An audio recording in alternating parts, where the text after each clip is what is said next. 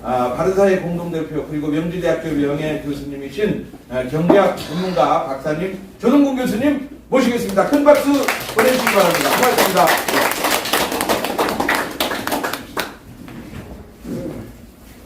이쪽이세요.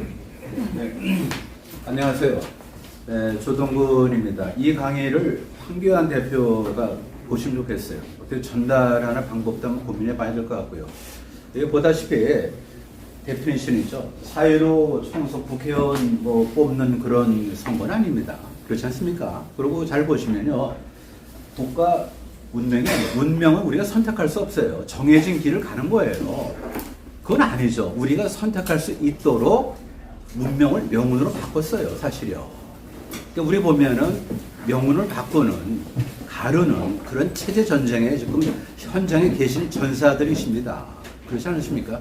우리 굉장히 각오를 좀 단단히 해야 될 것 같고요. 시간이 없다고 그러죠. 하지만은 거꾸로 생각해 보세요. 수술할 때 보면 아주 결정적인 그 시간은 몇 분에 몇 분. 그 몇 분이 뭐죠? 지금 개인의 그 목숨을 살릴 수 있고 그렇지 못하게 할 수 있어요. 어떻게 보면 우리한테 주어진 시간은 생각보다 길 수가 있어요. 자꾸만 우리가 부정적으로 짧다 보지 마시고, 그러고 또 때에 따라서 뭐죠? 진짜 참 너무 마이동풍 같은 그런 분들한테도 계속해서 우리가 시그널을 좀 보내야 될 것 같아요. 그래서 이 강의를 문재인이 들을 리는 없겠고, 듣기도 원하지도 않지만, 우리 이쪽에 있는 어떤 우파의 한 축을 이루는 그런 한국당 사람들은 이 강의를 좀 들으셔야 됩니다. 그래서 제가 이걸 말로 하면 나중에 남질 않더라고요. 그래서 우광호 우리 국장님께 이 파일을 남겨놨으니까 언제든지 드릴 용의가 있어요. 그건 아무것도 아니죠. 그리고 제가 어저께 이거를 새벽 3시까지 작업을 했어요. 그러니까 어떻게 보면은 이 미중한 때리는 게 힘이 나더라고요. 저도 사실은 명예교수니까 조금 이제 리타이어를 한 거거든요. 타이어를 이제 바꿔 꼈는데도 불구하고 새 타이어보다 더 잘 나가는 것 같아요. 감사합니다.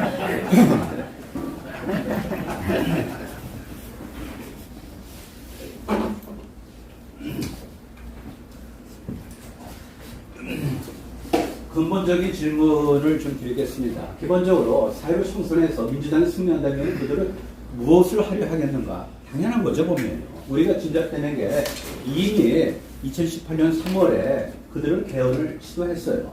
그 다음에 보면요. 정권이 국가 위에 있습니까? 아니죠. 정권이 국민입니까? 아니죠. 그럼에도 불구하고 그들은 뭐냐면 여기 보다시피 개헌의 내재적 한계를 뛰어넘어서 손대면 안 되는 언타처블한 그런 성역까지, 즉 뭐냐면은 자유민주주의, 시장경제, 불교의 손을 대려 했습니다. 만약에 사회를 총선에서 이기면은 더욱 노골적으로 사회민주주의적 개헌을 시도할 것이다, 그런 얘기죠. 다 일집되는 거 아닙니까? 그러니까 체제 전쟁이 되는 거죠.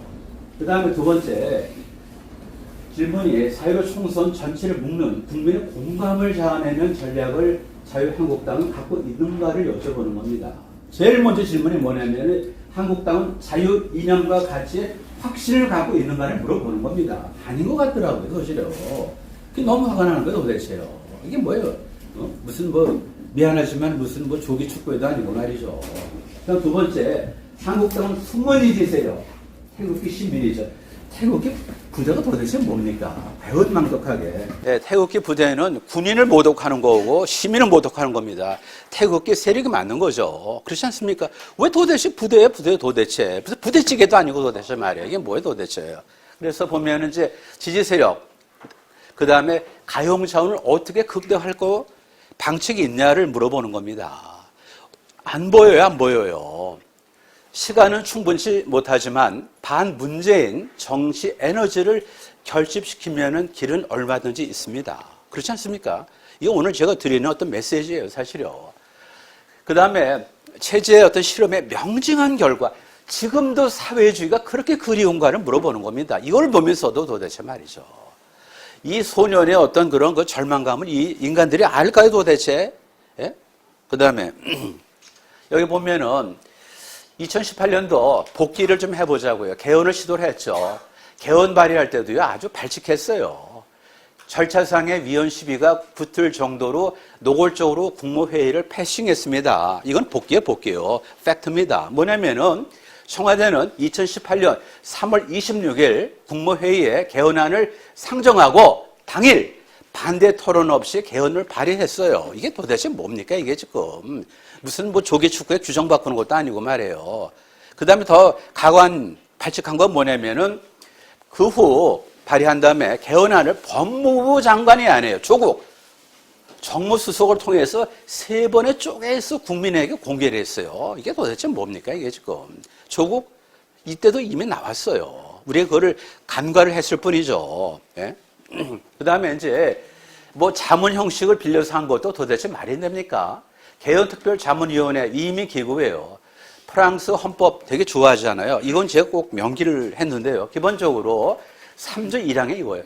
국가 주권은 국민에게 있으며, 맞죠? 그 다음에 국민은 대표자나 국민투표를 통해서 국가 주권을 행사한다라고 정확히 기록되어 있어요. 지금요. 이게 불란스 헌법의 3조 1항입니다. 지금요. 그러다 보니까 여기 2항은 자연스럽게 1항에 연결돼서 국민의 일부나 특정 개인이 주권 행사를 특수하게 부여받을 수 없다라고 얘기를 했어요. 따라서 이 기준에 따르면은 무슨 원전 공론화위원회, 무슨 뭐 헌법 개정 자문위원회 전부 다 이건 뭐죠? 이건 다 위원. 이대로 하면은요. 우리가 지금 말이죠. 국민이 헌법 개정 자문위원회, 원전 공론화위원회에게 정책 결정권을 우리가 부여한 적이 있습니까? 도대체 얼마나 발칙한 생각이에요? 도대체 발칙한 이게. 이거는 우리가 근본적으로 따져야 되는 거예요. 한번 읽어보세요. 다시 한번요. 3조 1항이 우리나라 아닙니다.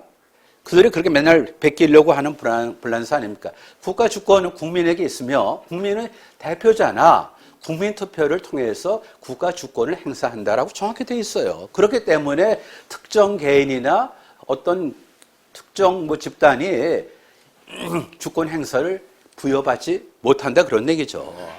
조금 좀 하려 했던 게 뭐냐 간단하게 좀 정리를 할게요. 우선 자유민주주의를 민주주의로 바꾸려 시도했죠. 그렇죠. 그 다음에 자유 없는 민주주의 한번 그 모습이 어떨까 좀 봅시다. 좀 이따가요. 그 다음에 북한의 명칭 보세요. 마찬가지예요. 인민민주주의 공화국이에요. 뭐가 다릅니까? 따라서 자유민주에서 민주가 중요한 게 아니고 앞에는 자유가 더 중요한 겁니다. 지금요. 자유에 구속되고 자유가 제한하는 그런 민주주의가 되지 않으면은 이런 식의 민주주의가 되는 거죠. 어떤 인민민주주의가 되는 거죠. 이걸 노리는 거 아닙니까? 사실요. 그 다음에 이제 뭘 하고자 했냐면은 자유시장 경제에 반하는 여러 조항을 집어넣으려고 했어요. 하나만 말씀드리면은 현재 노동운동 뭐 다 좋아요. 하지만은 기본적으로 정리해고 반대 파업권은 없어요. 근데 이거를 정리해고를 반대하는 파업권을 인정하려고 시도를 했어요. 그러면은 민주노총에 그냥 뭐 완전히 날개를 달아주는 거죠. 그러면 기울어진 운동장이 아니고 뒤집힌 운동장이 되는 겁니다. 다 이걸 갖다 이렇게 시도한 거 아닙니까? 그 다음에 동일가치 노동, 동일임금을 헌법에 반영을 하려고 했어요. 현재는 남녀고용평등법 제8조 1항에 나와 있어요. 이거는 사실 하위법에는 몰라도 이걸 헌법에다 어떻게 집어넣습니까? 도대체 이게 사회주의도 아니고.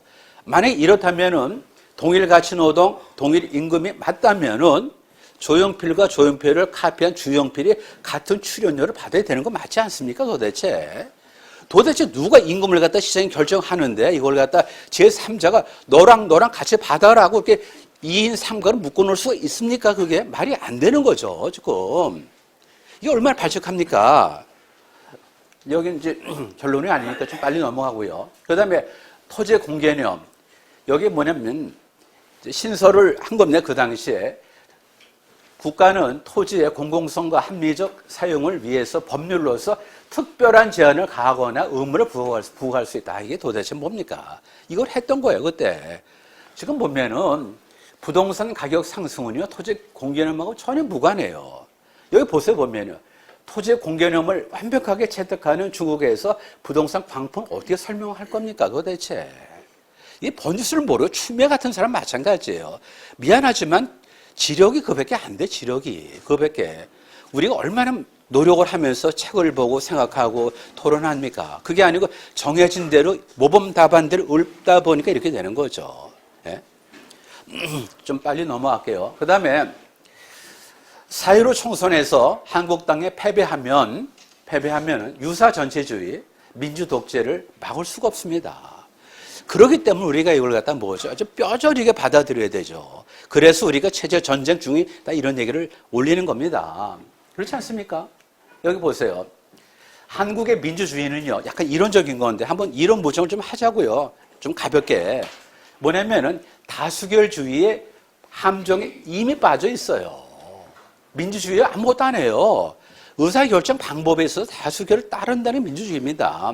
데모크라시 아니에요. 데모. 스스로 민중이 자기를 지배하는 것이 이게 민주주의죠. 그렇기 때문에 다수결이 될 수밖에 없는 거예요. 이건 방법론이에요. 방법론. 민주주의는 정권 창출 및 정책 결정의 절차일 뿐 그 자체가 절대선일 수가 없는 거죠. 보세요. 선거로 창출된 어떤 정부처럼 비효율적이고 부패하고 무책임하고 무능하다고 하더라도 그 정부가 덜 민주적이라고 단정 지을 수가 없습니다. 그렇잖아요, 보면요. 따라서 다수결로 통과된 것 자체가 절대선이 아니죠, 보면요. 그렇지 않습니까?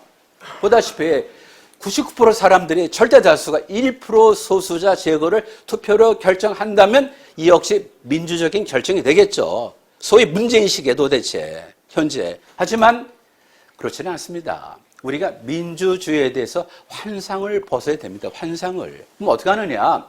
민주주의는 입헌 자유주의에 의해서 제약돼야 한다 이겁니다. 다시 한번 민주주의는 컨텐츠로서 입헌 자유주의에 의해서 제약돼야 된다 그런 얘기죠. 즉 자유민주주의 체제가 아니면은 민주 독재로 흘러가게 돼 있다고 봅니다. 현재 그거 아닙니까? 무슨 공수법 그 생각해 보세요. 도대체 그게 무슨 터무니없는 거예요. OECD에서 이 공수법을 갖다 지금 설치하는 나라가 어디 있습니까? 공수처를 그죠? 이런 거죠. 그 다음에 이제 요거는 굉장히 중요한 컷입니다. 조금 좀 한 1, 2분 더 좀 할애를 해드릴게요. 민주주의 이전에 입헌적인 자유주의가 먼저 확립됐어요. 무지하게 중요한 그 맥락이에요. 대부분의 서구 국가들은 1840년 후반에 입헌적 자유주의, 그러니까 constitutional liberalism, 그러니까 헌법의 기초를 둔 자유주의 골격이 완성된 겁니다. 그러고 나서 한참 있다가 1940년대 후반 돼서야 비로소 보편적 참정권이 보장된 본격적인 민주주의가 확립된 거예요. 따라서 민주주의는 이거는 의사결정 방법이에요. 다수의 의사를 존중한다는 민주주의, 이건 나중에 참정권을 확대하는 그 과정에서 나중에 완성된 거고, 민주주의 컨텐츠가 바로 뭐냐? 그것이 그 컨텐츠 없으면 아무것도 없는 거죠. 그 알맹이가 바로 뭐냐면은 입헌적인 자유주의다 이겁니다. 그래서 컨스티튜셔널 헌법에 기초한 그런 자유주의다 그거죠. 그래서 입헌적 자유주의의 핵심 딱 두 줄이요. 어렵지도 않아요. 자유주의 이게 뭡니까? 개인의 자유를 존중하는 거죠. 자유주의, 개인의 자유, 신성 불가침의 자유를 받아들여 존중하는 것 또는 입헌주의, 헌법에 기초한 거죠. constitutionalism, 이것은 법치다 그거죠. 따라서 보면 민주주의는 개인의 자유를 존중하고 그 다음에 입헌주의에 따라서 법치로서 국가 권력이 남용되는 걸 막는 장치의 세트로서 민주주의인데 우린 도대체 그냥 많은 사람 원한다 이것만 갖고 민주주의를 생각하면 됩니까? 그건 아니죠. 이 많은 사람들이 제가 나가기를 원한다고 제가 나가는 거 아니죠. 제가 나갈 이유가 있어 나가는 거고 그렇지 않습니까? 숫자를 밀어붙이는 것이 얼마나 그 참 창피한 겁니까? 도대체. 예? 모든 인간은 천부의 인권을 가지며 그렇죠. 모든 인간은 천부의 인권을 가지며 정부의 권력은 법에 의해서 제한돼야 된다. 이거예요. 이거 보면요. 너무나 간단하지 않습니까? 천부예요. 천부. 따라서 함부로 무슨 그 쓰잘데없는 법률을 갖다 만들어서 개인의 자유를 갖다 구속하는 것이 그게 말이 민주주의지 뭡니까 도대체 그게 민주주의입니까 그게? 그러니까 유사 민주주의가 되는 거죠. 다시 한번 모든 인간은 천부의 인권을 가지며 정부의 권력은 절대적으로 법에 의해서 제한돼야 된다 이겁니다. 여기 보세요. 입헌적 자유주의 헌법 장치가 바로 이런 거예요. 법치를 하라. 사유재산권을 갖다 인정하라. 권력을 분립하고 표현, 집회, 결사 자유를 두는 것 전부 다 뭡니까 이게 지금. 국가 권력의 남용되는 걸 막는 장치가 되는 거 아닙니까? 그렇죠? 그래서 우리는 뭐냐면은 이제 민주주의하고 자유주의가 갈등하는 걸 우리가 여태까지 너무 관심을 안 뒀어요. 갈등을 하는 겁니다. 갈등. 따라서 민주주의가 나오지 못하도록 자유주의가 그걸 갖다 포괄적으로 안아야 되는 거죠, 보면요. 그래서 이 갈등이죠. 18세기, 19세기 이론가들 뭐를 다 경계했습니까? 민주주의가 자유를 침해할 수 있다고 경고한 거죠. 메디슨, 토크빌 전부 다 다수 독재죠. 티러니 오브 더 머저리티죠. 많은 사람이 원한다고 그것이 절대 진리가 아니다 그런 얘기죠. 예. 그래서 입헌적 민주주의, 다시요. 입헌적 자유주의가 없는 민주주의는 인민 독재 시작이다. 이겁니다. 입헌적 자유주의가 없는 민주주의, 우리 같은 그런 현재죠. 인민 독재 시작이다. 결과적으로 자유를 침해하고 권력 원화명을 유발하는 거죠. 따라서 우리는 뭐냐면은 많은 사람이 원한다 그 자체는 우리가 존중돼야 되겠지만 그것이 절대선일 수가 없는 거고 그걸 빙자해서 개인의 자유를 갖다 침탈하고 자기는 정치적 이득을 취하면 우리가 반드시 뭐죠? 저항을 해서 그거를 꺾어야 되는 거죠. 그렇지 않습니까? 그겁니다. 그 다음에 10월 보자고요. 진짜 중요한 겁니다. 공정의 미명하에 가려진 좌파 세력의 위선과 거짓 그리고 문재인 정권의 개혁으로 위장한 영구 집권을 이거를 뭐죠? 팠기 때문에 분노한 거죠. 우리는 지금 항상 위만 보는데 그게 아니고 제가 강조하는 것도 사실 두 번째 부분이에요. 문재인 정권의 개혁으로 위장한 영구 집권 음모에 분노했다 그런 얘기죠. 여기 보면은 조국 사태를 통해서 사실 정의하고 공정으로 그렇게 가면으로 가려진 것, 그렇죠? 철저히 목도했습니다. 두 번째, 더 중요하죠. 문재인 대통령의, 앞으로 대통령 빼겠습니다. 한 번 내가 존중했죠. 문재인의 오만과 독선, 정의와 공정에 반한 인사를 의혹만으로 임명하지 않는다면 나쁜 선례가 된다며 자신을 자유주의자면서 사회주의자라고까지 말한 조국을 대한민국 체제의 파수꾼 이어야 될 법무장관에 임명한 이 오만과 독선에 대한 사람들이 손가락질을 한 거고 비난하고 정언을 한 거죠. 보면 그게. 이게 얼마나 가증스럽습니까 도대체. 사회주의자라고까지 얘기한 사람을 갖다가 게이트 키퍼인, 문직인 도대체 뭐예요? 법무장관에 앉혀요 도대체. 그 다음에 또 가관인 거는 문재인은 임기 반환점 불과 얼마 전이죠. 반환점을 돌면서 이렇게 미사일 요구를 무너진 나라를 다시 세워 국가를 정상화했고 정의와 공정의 가치를 사회 전 영역으로 확산시켜 나갔다고 미화를 했습니다. 단 반환점을 돈 바로 그날 같은 날 검찰은 조국 부인 정경심을 미공개 정보를 이용한 주식 취득과 범죄 수익 은닉 혐의를 기소를 했어요. 얼마나 아이러니합니까 도대체. 보통 사람 같으면 이렇게 말을 못해요 사실요. 용서를 구하고 어떻게 보면 진짜 대단결을 하기 위해서 우리가 이렇게 가야 되는데 너무나 철면피해 도대체. 같은 날 예? 이게 도대체 뭡니까? 무너진 나라를 뭘 다시 세워요. 그렇다 칩시다. 그 다음에 정의와 공정의 가치를 사회 전 영역으로 확산시켜 나갔다. 바로 그날 검찰은 조국 부인 정경심을 그것도 뭐죠? 권력의 사유화죠. 미공개 정보 얼마나 치사한 겁니까 도대체 이게 인간의 도대체 이게 지금요. 미공개 정보 누가? 공직자 가족이. 예? 정치적 홍보를 위한 공수처 신설하고 공직선거법 개정에 맞교환. 이게 바로 불륜이에요. 불륜. 이걸 어떻게 맞교환합니까? 그렇지 않습니까? 여기 보세요 보면요.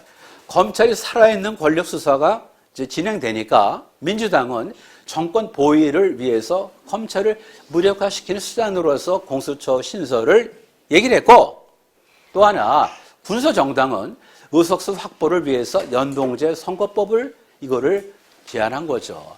이것이 맞교환된 겁니다. 이 정부 들어와서. 그래서 정치적인 동고를 위해서 공수처를 신설하고 공직자 선거법 개정 맞교환돼. 그러니까 이게 빨간 글씨 이것이 바로 뭐냐면은 반민주적인 폭거예요, 폭거. 이게 폭거라고 해도 도대체 폭거. 제가 말을 과장했습니까? 왜 폭거냐? 범여권 정당 간 정치적 지대 추구에 따른 거래 결과로서 선거법과 공수처법이 통과됐기 때문에 폭보다 그런 얘기죠.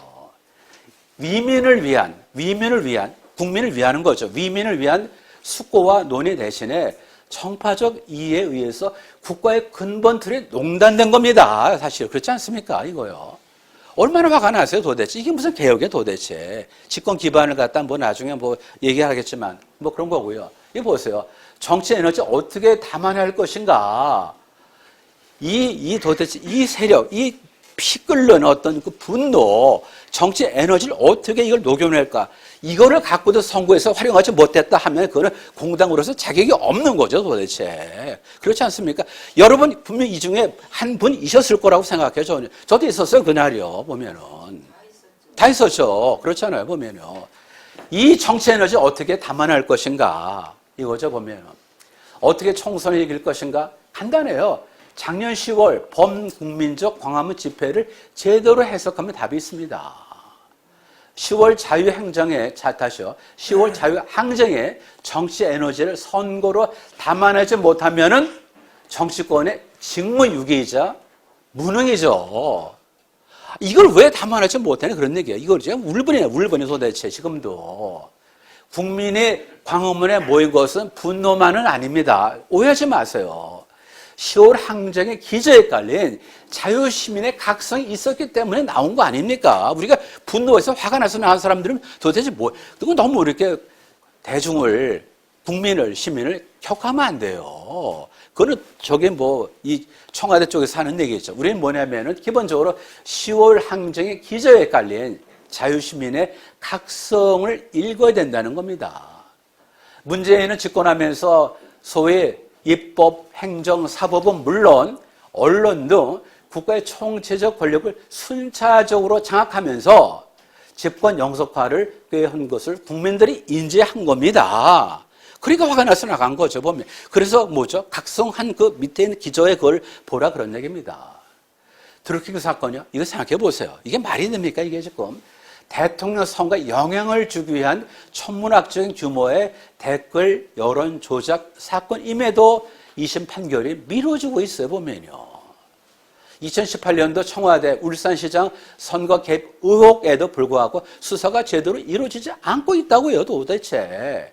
위 두 사건은 미국이라면은 당연히 탄핵되고도 남는 거죠.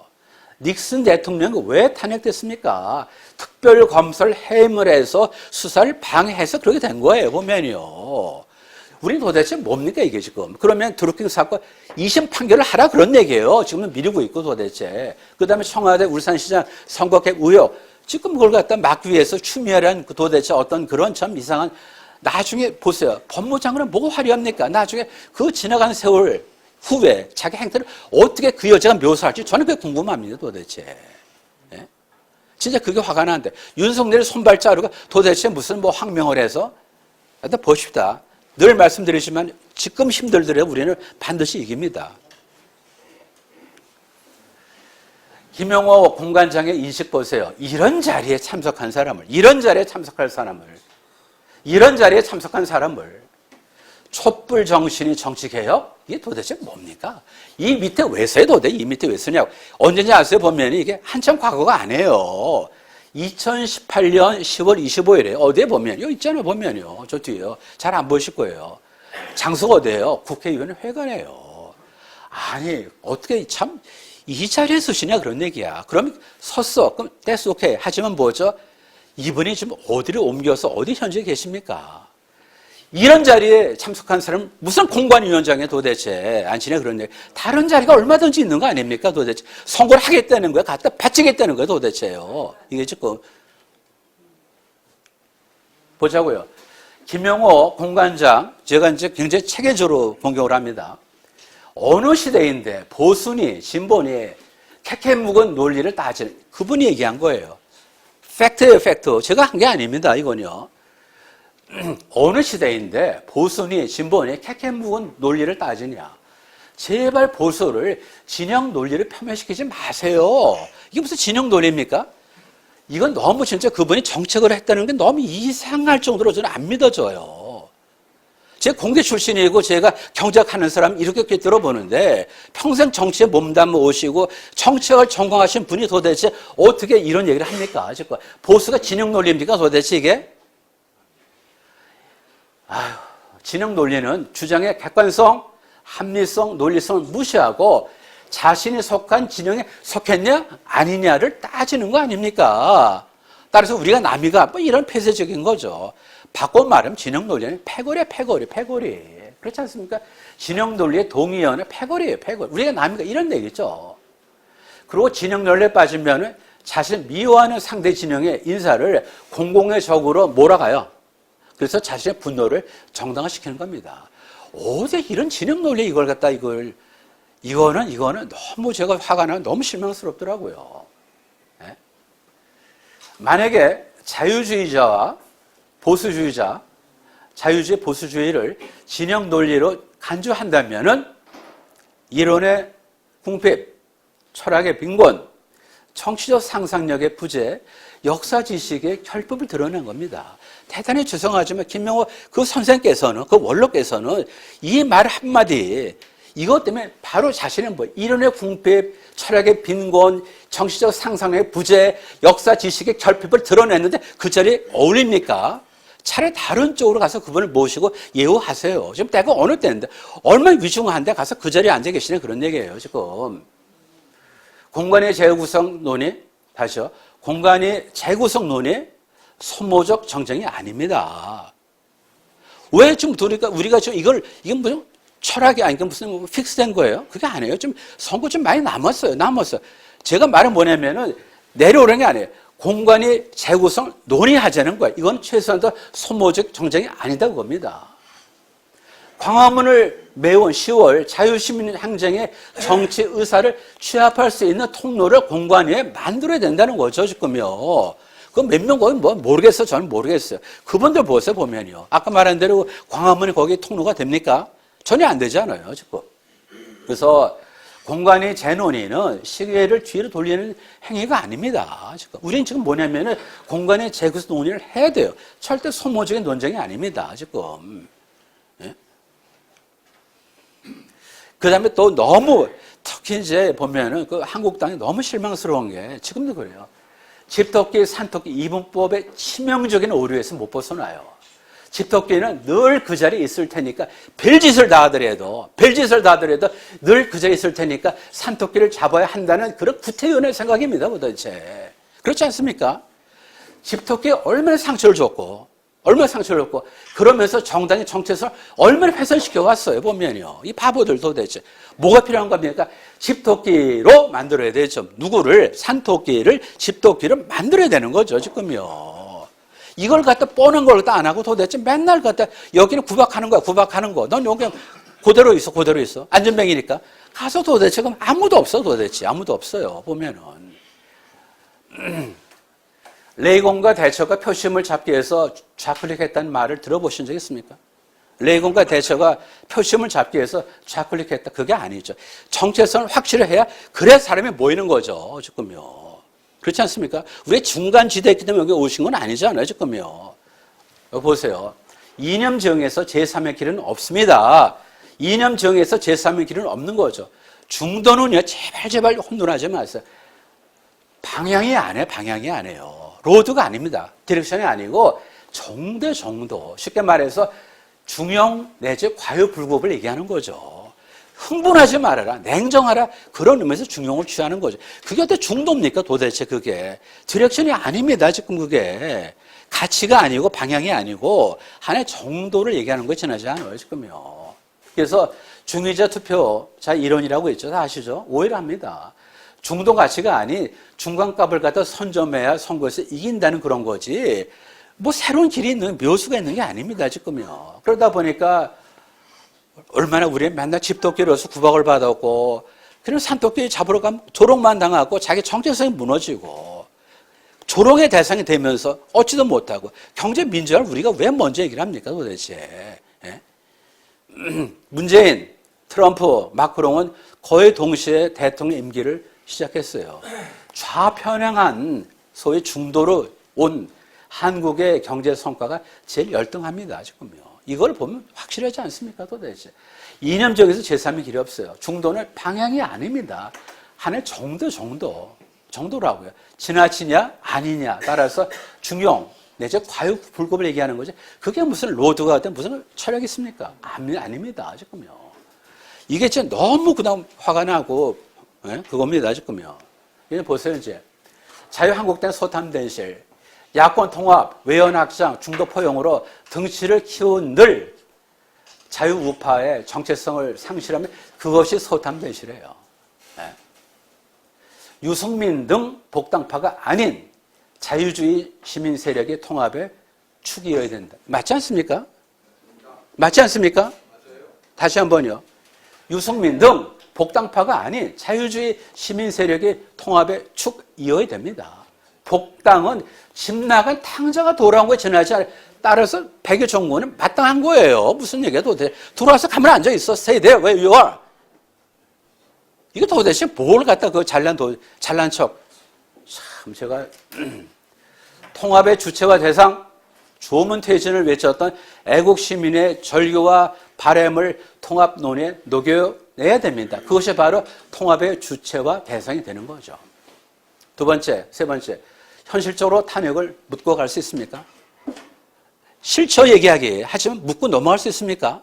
안 해요. 책임 있는 정치인이라면은 당시 충분히 숙고하지 못해 의도한 것은 아니지만 결과적으로 정적에게 집권의 빌미를 주었음을 성찰한다고 용기 있게 말할 수 있어야 통합의 물꼬가 트이는 겁니다. 그렇지 않습니까? 맞습니다. 그렇지 않습니까? 맞습니다. 비비를 가리는 거는 상대방의 정치 생명을 요구하는 게 아닙니다.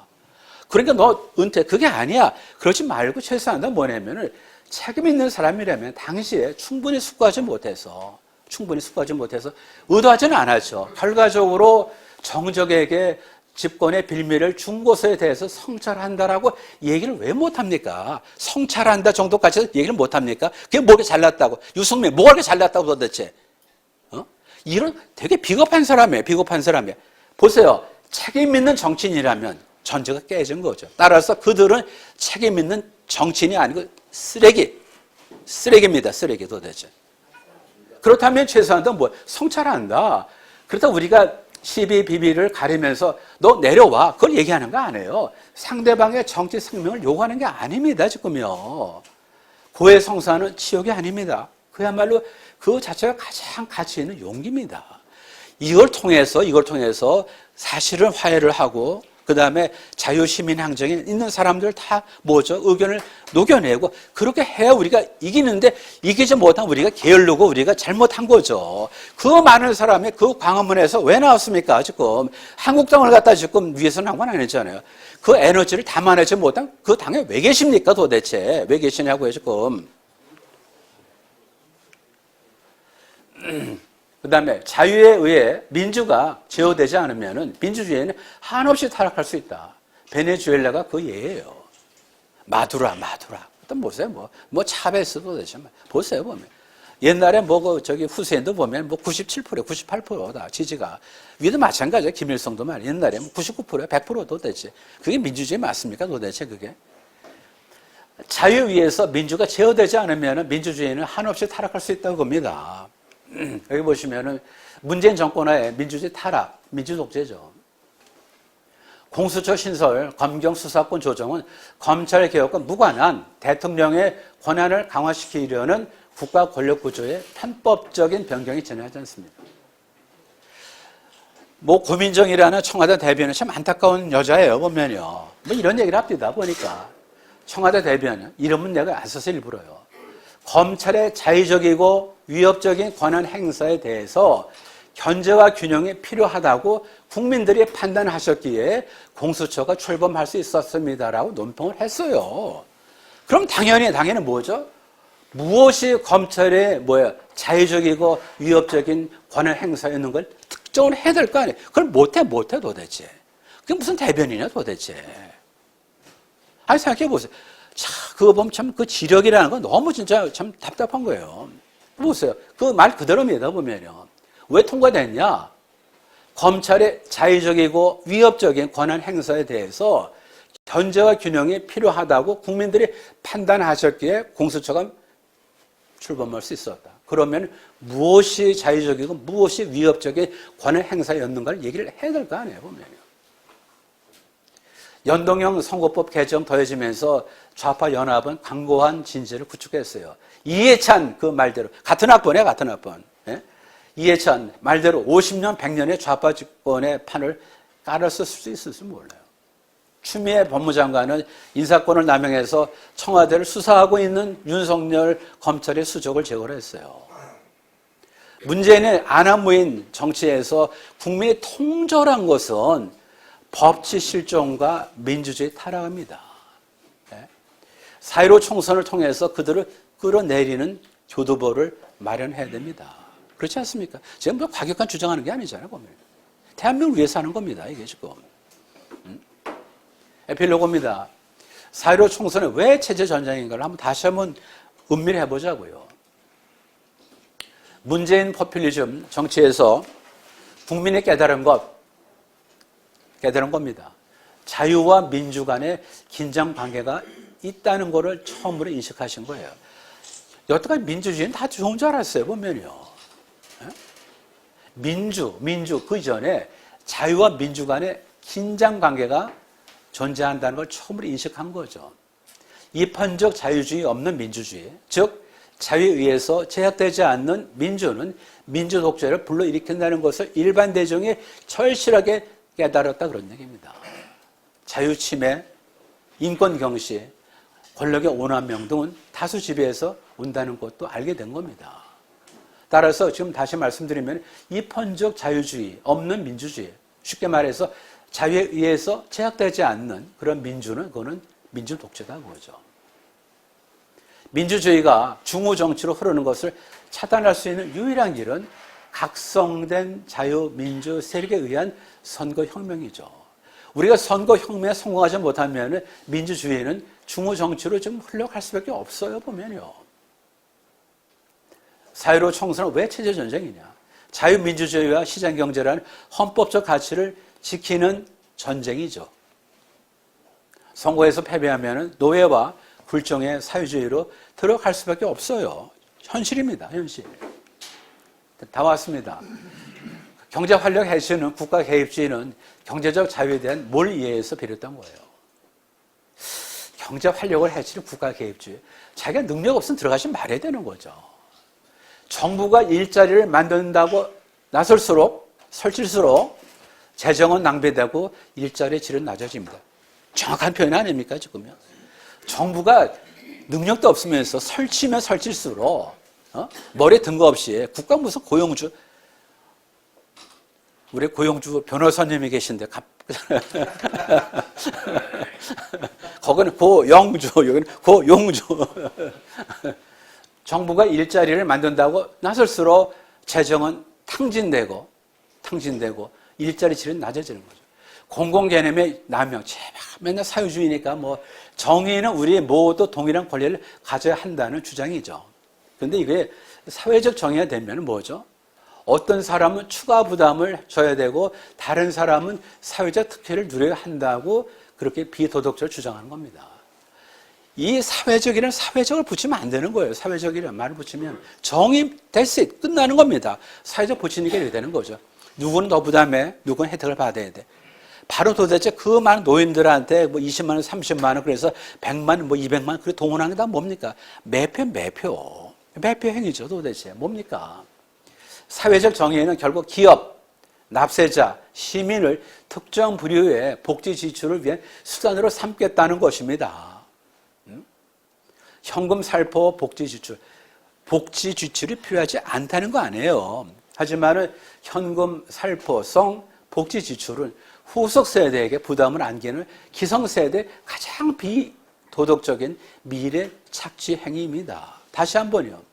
현금 살포 복지 지출은 후속 세대에 부담을 안기는 기성세대의 가장 비도덕적인, 가장 추한 미래 착취 행위다 겁니다.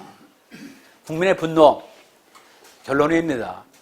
국민의 안위와 민복이 아닌 집권 연장을 위해 국가 조직과 권력을 수단화한 것이 알려졌을 때 국민은 분노합니다. 개혁으로 위장한 공수처 신설 등 검찰개혁과 선거법 개정은 문재인 정권의 부메랑에 반드시 될 것입니다. 반드시 됩니다. 된다고요. 역사가 그렇게 만만합니까? 국가 권력을 사유화하고 국민 위에 군림하는 치자는 필패한다는 것이 역사의 교훈입니다. 그렇습니다. 국가 권력을 사유화하고 국민 위에 군림하는 치자는 필패한다는 것이 역사 교훈이고, 이 땅의 자유민주주의 세력은 이 같은 역사 교훈을 2020년 4월 대한민국 정치 지형에서 실증해야 될 의무를 운명적으로 갖고 우리 태어났습니다. 이겁니다, 지금요. 그러니까 우리가 체제 전쟁을 해야 된다는 거죠, 보면. 국회의원 무슨 뽑고 그게 아니에요. 이거를 조금 자유한국당에 좀 보고 조금 뭐 궤도 수정을 좀 하면 좋겠어요. 그냥 뭐 집토끼 무슨 가만히 있고 산토끼 쫓아다니고 중도가 어떻고, 지금 때가 어느 때인데 진보니 보수는 이런 타령 아니야. 이런 얘기 하지 마시고, 공간의 재구성을 해서 뭐 논의를 하자는 거죠. 그래갖고 말한 대로 그 많은 태국계 시민들, 태국계 세력들이죠. 그분들이 어떤 그런 정치 에너지를 국정으로 녹여내서 우리가 대한민국에 기울어가는 걸 우리가 버팀목으로 삼아야 되지 않겠습니까, 지금? 이거는 강의가 아니고요. 이론 무장이요. 아까 말씀드린 대로 자유에 의해서 지배되지 않고 구속되지 않은 민주는 맹목이요. 그러다 보니까 마두로가 되는 거죠. 마두라는 어떤 사람입니까? 그 도대체 뭡니까? 차베스 뭡니까, 도대체? 그 부국, 그죠? 거기는 뭐 일종의 애완견이 하나도 남아나질 않았어요. 얘기를 못했어. 너무 비참해가지고. 다 뭐 잡아먹었죠, 뭐. 먹을 게 없으니까. 그게 민주주의예요, 지금. 예? 그래서 마지막 이 땅의 자유민주주의 세력은 이 같은 역사 교훈을 2020년 4월 대한민국 정치 지형에서 실증해야 할 의무를 운명적으로 지고 있다라고 저는 생각합니다. 우리 다 같이 화이팅 하시더니. 네. 9시까지.